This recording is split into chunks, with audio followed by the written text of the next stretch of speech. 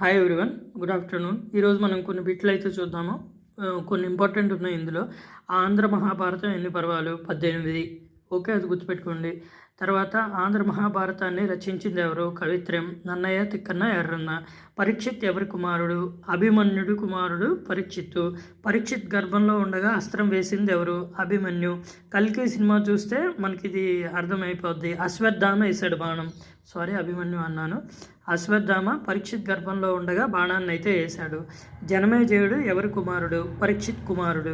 తర్వాత శకుంతల దుష్యంతుల కుమారుడు ఎవరు? భరతుడు. గుర్తుపెట్టుకోండి, శకుంతల దుష్యంతుల కుమారుడు ఎవరు? భరతుడు. కచ్చుని ప్రేయసి ఎవరు? దేవయాని. ఈరోజు 7 బిట్స్ వరకు వచ్చాయి. రేపు ఇంకొక కొన్ని బిట్స్ అయితే నేను అప్లోడ్ చేస్తాను. Keep subscribe my channel. Okay, thank you.